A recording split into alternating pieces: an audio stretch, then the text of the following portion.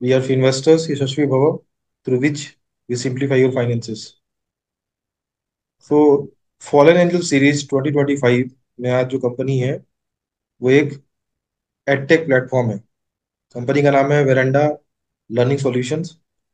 मैं सभी registered analysis नहीं हूँ। आप कुछ भी खरीदने बेचने से पहले अपने फाइनेंशियल एडवाइजर से संपर्क करें, उनकी सलाह लें और अपनी तरफ से भी अपना ड्यू डिलिजेंस करें। तो हम प्राइस एंड वैल्यूएशन मूवमेंट देखेंगे इसमें क्या रहा है। तो प्राइस मूवमेंट की बात करें तो मई 22 में ये कंपनी लिस्ट हुई थी। लिस्टिंग के बाद कंपनी के जो प्रोस्पेक्ट उसने बताए थे उसके हिसाब से काफी अच्छा एक ग्रोथ देखने को मिला। लेकिन उसके बाद से फिर 2022 का भी जो सिनेरियो था वो उतना बेटर नहीं था और कंपनी लॉस मेकिंग कंपनी थी। फिर बाद में लॉस मेकिंग कंपनीज के साथ मार्केट ने कुछ अलग बर्ताव किया, तो उसमें कंपनी का परफॉर्मेंस आप देख सकते हैं लगातार पिछले 3 सालों से एक साइकिल में, एक जोन में फंसी हुई है, उसी जोन में चल रही है। और अभी भी आप देखें कि जो टॉप प्राइस था 16 सितंबर 22 को 356 रुपए, अभी कंपनी लगभग 250 रुपए के आसपास ट्रेड कर रही है। तो 3 सालों में कंपनी के आप देखिए प्राइस में कोई ग्रोथ नहीं है। और इस 3 सालों के दौरान जो भी इन्वेस्टर्स इसमें रहे उनको ऐसा फील हो रहा होगा कि शायद उन्होंने गलती की या वो कहीं और कहीं बेटर देख सकते थे। लेकिन हम देखें कि कंपनी ने बिजनेस लेवल पे क्या किया है, उसकी चर्चा हम आगे थोड़ा करेंगे। अगर हम वैल्यूएशंस की बात करें तो कंपनी जो कि एनुअल लेवल पे पैट नेगेटिव कंपनी है, तो ईपीएस ग्रोथ नेगेटिव रहेगा तो उससे प्राइस टू अर्निंग कैलकुलेट नहीं हो पाएगा। लेकिन हम अगर ईवी बाई एबिटा की बात करें तो आप इसमें ये देखेंगे कि 2024 से पहले जो एबिटा आता था उसका एबिटा भी नेगेटिव आता था उनका एनालाइज बेसिस पे। इसीलिए आप देख रहे हैं कि जनवरी 24 से पहले एबिटा भी जो है वो नेगेटिव नेगेटिव टेरिटरी में है। उसके बाद से जब एबिटा पॉजिटिव आने लगा तो एबिटा पॉजिटिव होने के बाद भी हमने क्या देखा कि जो पिछले, या आप जो यहाँ पे मैं 3 साल का जो एवरेज देख रहे हैं, तो ये एवरेज जो है वो पिछले, जब से ये लिस्टिंग हुई है अक्टूबर 22 से लेकर अभी तक का 3 साल का है। लेकिन इस 3 साल में ये लगभग 1 डेढ़ साल तक नेगेटिव एबिटा की कंपनी थी। तो जो सबका एवरेज निकल के आया है वो 24.4 है। हालांकि जब से ये एबिटा पॉजिटिव हुई है वहां पे थोड़ा ठीक ठाक प्राइस रिजेक्शन इसका आया था, लेकिन जो average EV by EBITDA multiple है वो 24.4 है। तो जब तक ये पैट पॉजिटिव नहीं हो पाएगी तब तक हम इसको प्राइस टू अर्निंग पे डिसाइड नहीं कर पाएंगे। तो हमें इस टाइम पे जब ये एटलीस्ट कम से कम एबिटा पॉजिटिव है तो उसकी तरफ ही देख के वैल्यूएशन करना चाहिए। रिजल्ट्स आउटलुक की बात हम करते हैं, जरा देखते हैं रिजल्ट्स में क्या हुआ है जब से ये लिस्ट हुआ है तब से। आप अगर रिजल्ट्स में देखें तो आपको लगातार सेल्स ग्रोथ में अपवर्ड ट्रेजेक्टरी नजर आएगी। ठीक है। और वहीं पे आपको फिर ऑपरेटिंग मार्जिन जो है, जो एक टाइम पे नेगेटिव चल रहा था, आपको ऑपरेटिंग मार्जिन भी इंप्रूव होता हुआ नजर आएगा। सेम अगर हम प्रॉफिट की बात करें तो वो जो प्रॉफिट क्वार्टरली लेवल पे जो नेगेटिव प्रॉफिट था वो पिछले 2 क्वार्टर से अभी पैट पॉजिटिव हो गए हैं। और अगर हम एनुअल रिजल्ट की बात करें तो एनुअल रिजल्ट में भी आप देखेंगे कि सेल्स नंबर जो है वो लगातार बढ़ते चल रहे हैं। आखिरी साल की जो सेल्स नंबर थे वो 471 करोड़ थे। टीटीएम बेसिस पे 491 करोड़ है। और सिमिलरली ऑपरेटिंग प्रॉफिट भी जो है वो नेगेटिव से अभी पॉजिटिव हो गया। टीटीएम ऑपरेटिंग प्रॉफिट 53 करोड़ का है। कॉन्सर्न्स कंपनीज में क्या है जरा हम उसको चेक करते हैं। सेल्स देख लिया हमने, ऑपरेटिंग मार्जिन देख लिया, यानी कि ये हम कह सकते हैं कि कंपनी ऑपरेशनल परफॉर्मेंस में पहले से लगातार बेटर करती आई है। जब ये लिस्ट हुई थी कंपनी जो प्रोस्पेक्ट बता के आई थी तो उसने अपना काम करना चालू रखा है। पैट पॉजिटिव होने में उनको टाइम लगा है, रीजंस बहुत सारे रहे हैं। और अभी आगे क्या ग्रोथ आउटलुक दिखता है उसकी चर्चा भी करेंगे। बट फिलहाल जो कॉन्सर्न्स है वो क्या है, तो ये आपके सामने बैलेंस शीट है। बैलेंस शीट में आपको दिख रहा होगा कि लगातार जो इक्विटी रेज किया है इन्होंने, तो इक्विटी कैपिटल बढ़ता जा रहा है, जो कि इसका मतलब है इक्विटी डायल्यूशन का काफी रैपिडली हो रहा है। उसके अलावा बोरोइंग जो है वो पिछले 3 साल में 203 करोड़ से बढ़ के 660 करोड़ हो गई है। ये दोनों बोरोइंग मिला के है, short term and long term. Long term borrowing इसमें लगभग 430 करोड़ के आसपास है। बची हुई बोरोइंग जो है वो उनके वर्किंग कैपिटल लोन्स के हिसाब से है। तो लॉन्ग टर्म बोरोइंग जो 3 430 440 करोड़ के आसपास है। प्रोमोटर होल्डिंग जो है ड्यू टू इक्विटी डायलूशन 59% से घट के 33% हो गया। थोड़ा सा चले उसमें तो 34% इसको बोल सकते हैं, तो काफी मेजर डायलूशन है प्रोमोटर स्टेक में। तो प्रोमोटर स्टेक डायलूशन का अगर हम देखें तो इसमें जो मेन रीजन है वो है कोई सेलिंग नहीं है प्रोमोटर की तरफ से। इक्विटी ने डाइल्यूट की है, टाइम टाइम पर प्रेफरेंशियल बढ़ा है, और आखिरी जो राउंड इन्होंने किया है क्यूआईपी का, उससे काफी अच्छा खासा पैसा रेज किया है, ऑलमोस्ट 300 करोड़ से ज्यादा पैसा रेज किया है।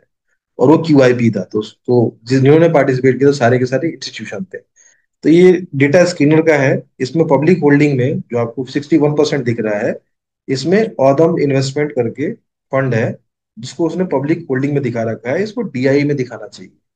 और अगर इसका आप डेटा पढ़ेंगे, जो आपको ट्रेडिंग ट्रेडिंग वाला जो डेटा आता है आपका शेयर होल्डिंग पैटर्न के सामने, उसको जब क्लिक करेंगे तो आपको दिखेगा कि आखिरी क्वार्टर में जेपी मॉर्गन ने भी स्टेक लिया है, औदम इन्वेस्टमेंट ने क्यूआईपी में 7% स्टेक लिया है, और ओपन मार्केट से भी 3-4% स्टेक लिया है।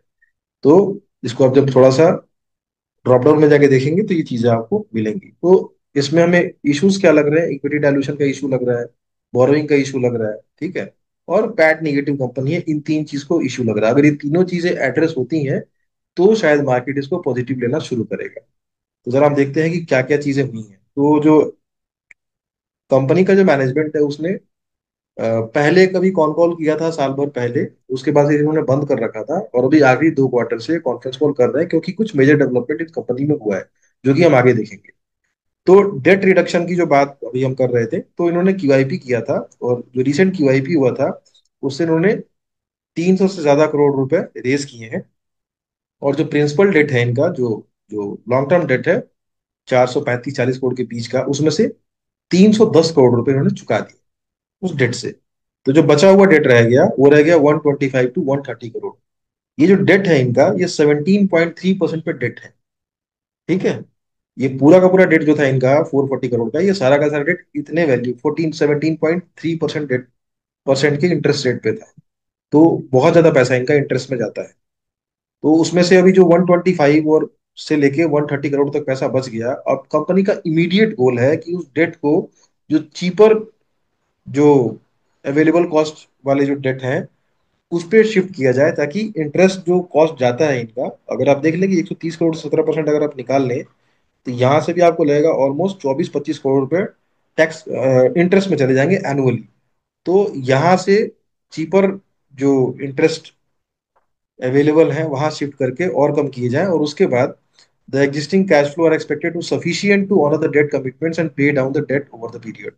अब चूंकि कंपनी जो लगातार एक्विजिशन कर रही थी, आपने जहाँ पे इसके पिछले स्लाइड में जहाँ डेट बढ़ता हुआ देखा होगा, वहां पे आपने फिक्स एसेट भी बढ़ता हुआ देखा होगा, तो बहुत सारी कंपनी को ये एक्वायर कर रहे थे, ठीक है। तो अभी कैश फ्लो जो है इनको काफी पॉजिटिव मिलेगा। ये नेगेटिव वर्किंग कैपिटल कंपनी है, कैश फ्लो की कोई दिक्कत नहीं है।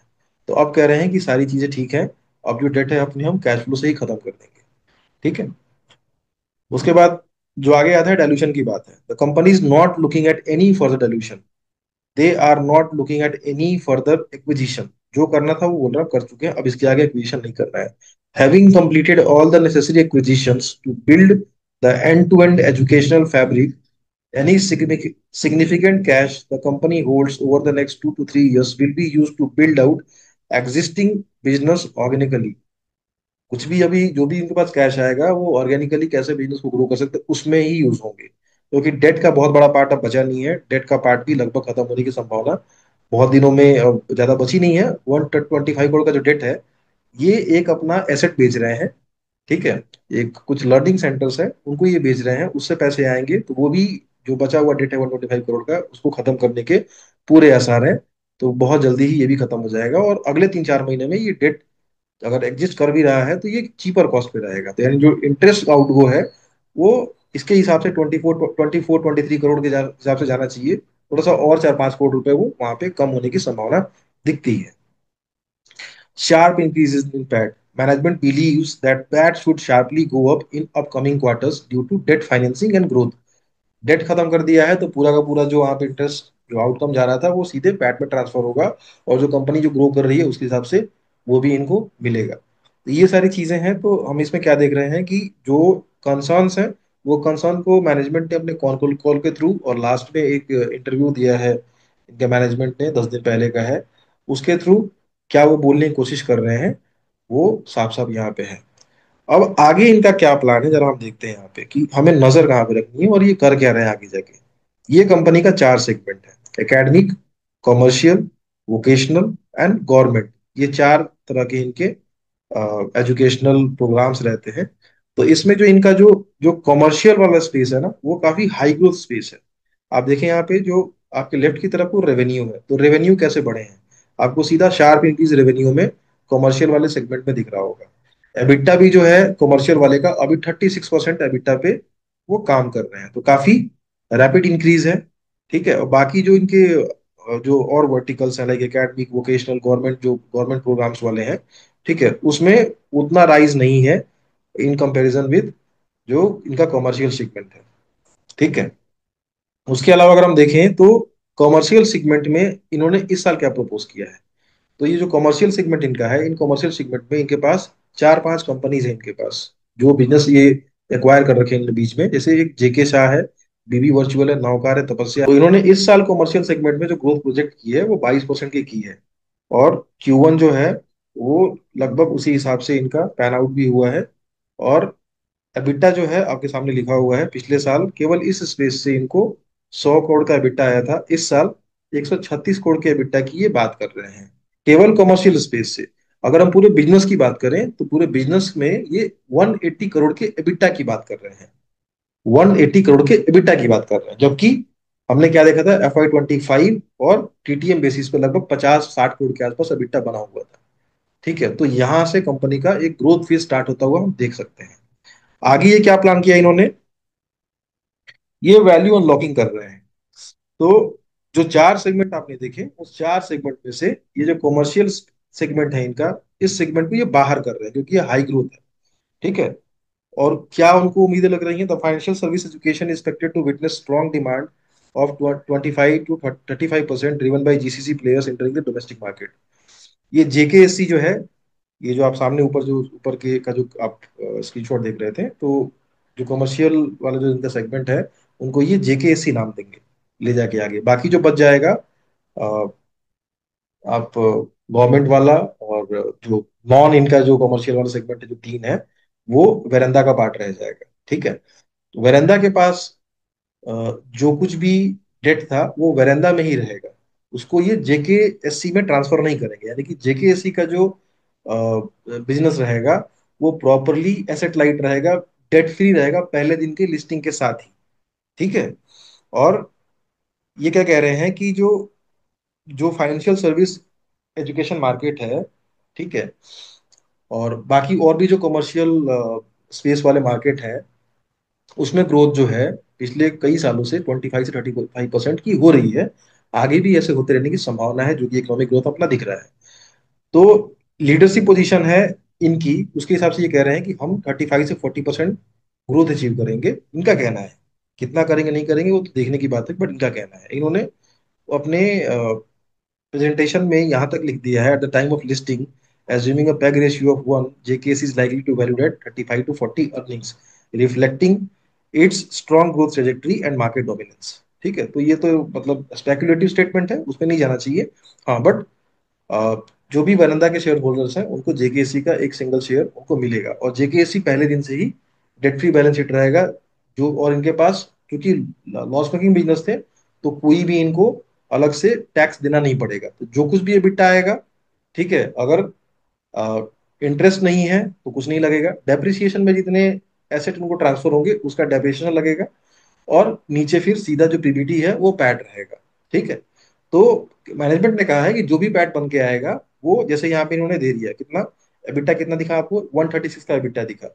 जो भी एसेट है एसेट को माइनस कर दीजिए डेप्रिसिएशन वैल्यू के हिसाब से, आप माइनस कर दीजिए तो लगभग लगभग आप कह सकते हैं कि 120 या 130 जो भी है, देखना पड़ेगा एक बार कितना डेप्रिसिएशन लग रहा है उसमें, कितना ट्रांसफर करेंगे। तो आप मान के चल सकते हैं कि ऑन मतलब अगर ये अचीव करती हैं नंबर्स तो ऑन कंजर्व बेसिस 120 के आसपास का पैट नीचे ट्रांसफर हो सकता है। ठीक है, 120 का पैट नीचे ट्रांसफर हो सकता है, और कह रहे हैं कि इनका कहना है कि 35 से 40 अर्निंग्स पे वो लिस्ट हो सकता है, ये इनका मानना है।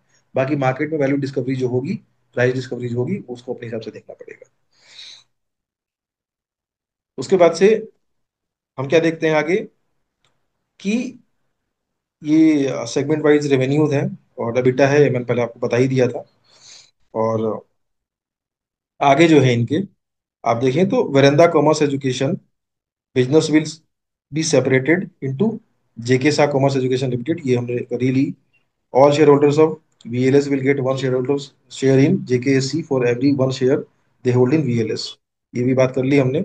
अब आगे देखते हैं कि ये पिछले लगभग, आप देखिए कि 3-4 महीनों से एक स्टेटमेंट बार बार जारी कर रहे हैं, ठीक है, कि the commerce vertical is targeting, जो ये डिमर्ज करने वाले हैं, the commerce vertical is targeting significant revenue growth with the goal to surpass 1000 crore by FY 30। अभी का जो इनका जो नंबर है, जो देखा हमने, जो रेवेन्यू नंबर्स थे वो कितने थे, लगभग 350 करोड़ इन्होंने टारगेट कर रखे हैं FY 26 के लिए। हालांकि पिछले साल जो FY 25 भी था उसमें कुछ 250 के आसपास इनका नंबर है। तो ये टारगेट इतना कर रहे हैं और कह रहे हैं कि अगले 4-5 साल में वो 1000 करोड़ भी पास करने चाहिए। इसके अलावा इनका जो अभी का जो एबिटा मार्जिन है वो 36% का है विद स्केलिंग, ये कह रहे हैं।